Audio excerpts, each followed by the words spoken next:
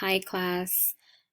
My quick share will be about rehearsing. So in chapters 10 and 11, I found the definition for rehearsing. So basically, I'm pretty sure we all have practice rehearsing. So when a student repeatedly says what he or she knows and also listens as their other peers are presenting what they know, then they are rehearsing the information.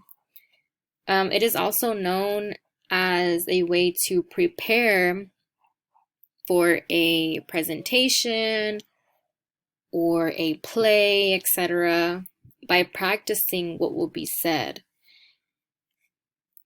Now, when rehearsing information, this goes beyond just memorizing and repetition. It is also important to think about your audience, as this is a great way to help you organize the information so that it's easier to understand for your audience. So for example, like I said, I am almost sure that we have all practiced rehearsal. So if you have ever studied with somebody else, you definitely have practiced rehearsal because you have shared the information with somebody else.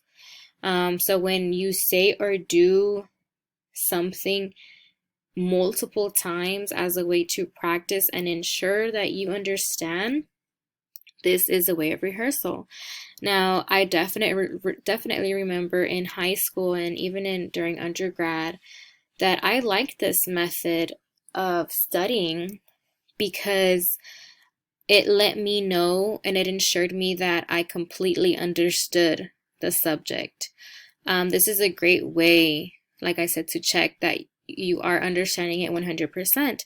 Because if you can state back and rehearse the information to somebody else, then more than likely you understand the topic. So now moving on to the benefits.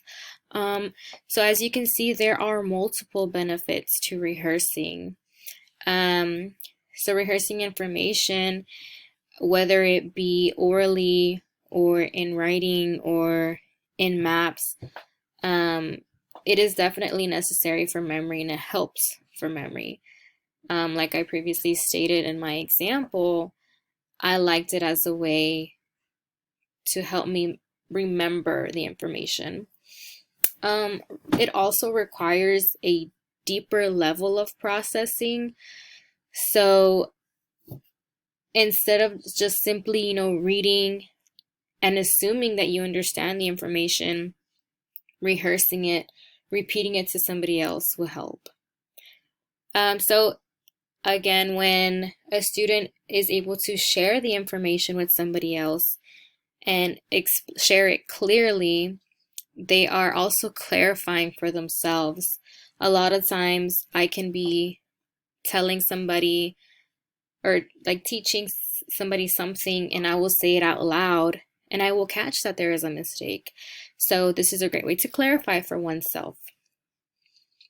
Rehearsal also helps on conceptualization, which is planning on what you will say, and formulation, which is, the lexical and grammatical elements.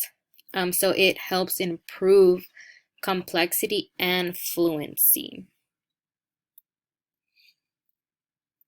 So in regards to the English language proficiency standards that align with rehearsal, these would include being able to self-correct our techniques with the resources that we have come across. Another way is to use strategic learning techniques as a way to review the basic and grade level vocabulary. And also, rehearsal serves as a way to internalize new academic language by simply using it and reusing it in meaningful ways, as in speaking to another peer or even in writing. So, as a recap, rehearsal is great for memory.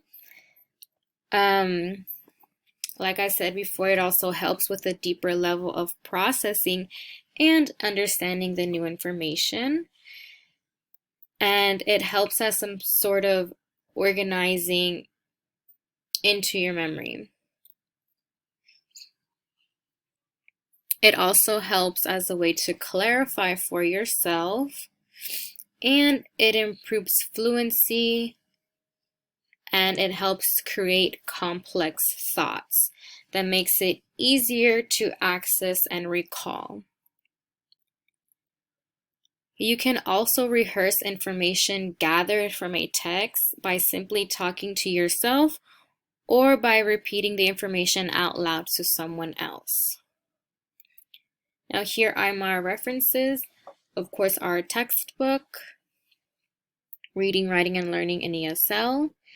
And I also found 2 other scholarly sources, The Effect of Rehearsal and Responses to Test Tests, and How Talk Becomes a Test, investigating the concept of oral rehearsal in early years classrooms. Thank you for watching, and I cannot wait to learn from your quick shares.